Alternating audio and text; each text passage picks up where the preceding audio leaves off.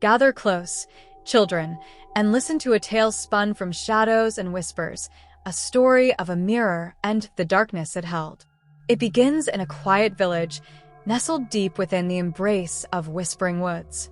There lived a girl named Livia, a bright spark of curiosity in a world that often preferred the dim. Livia, unlike the other children, delighted in exploring the forgotten corners, the dusty attics, and the shadowy paths that wound through the ancient trees. It was in one such forgotten place, the attic of her grandmother's house, that she stumbled upon an old mirror. Now, this wasn't just any mirror. It was tall and imposing, its surface clouded with the breath of ages, and its frame carved with strange, unsettling symbols. As Livia began to clean the grime from its surface, a shiver ran down her spine. Something felt off. Her reflection didn't quite mimic her movements. It hesitated, a beat behind, and when she smiled, the reflection smirked back, a cruel, knowing smirk that sent a chill through her. "Just my imagination," she whispered, but a seed of unease had been planted. That night, sleep wouldn't come. A soft tap, tap, tap echoed through the room, drawing her eyes to the mirror. Her reflection wasn't lying down. It stood, as still as a statue, its eyes fixed on her with an unnerving intensity. Terror gripped Livia's heart. She tried to flee, but a voice, cold and sharp as shattered ice, slithered from the mirror's depths. "I've been trapped for so long. Let's switch places." Before Livia could scream, a hand, pale and gaunt, reached out from the glass, seizing her wrist. She was pulled through the mirror's cold surface, tumbling into a dark, endless void.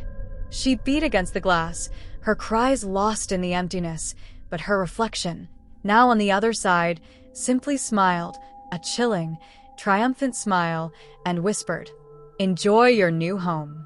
Days passed, heavy with a growing dread. In the village, Livia's grandmother noticed a change.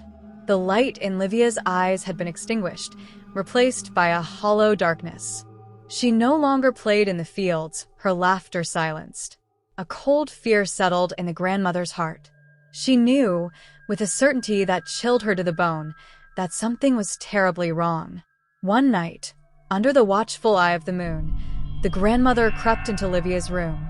She carried with her a small, silver locket, an heirloom passed down through generations. With trembling hands, she placed it before the mirror. The reflection recoiled, hissing like a trapped animal.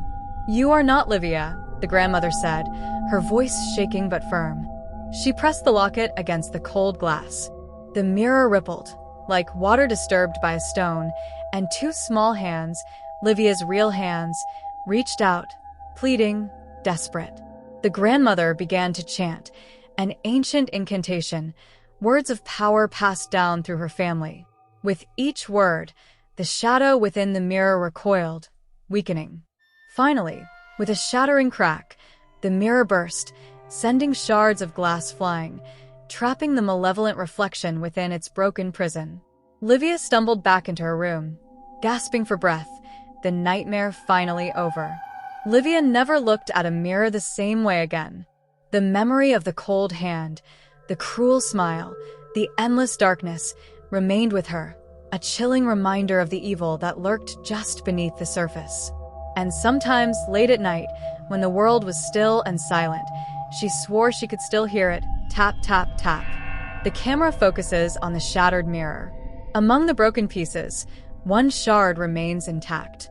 And within that tiny shard, an eye opens. The shadow grins, watching, waiting. Fade to black.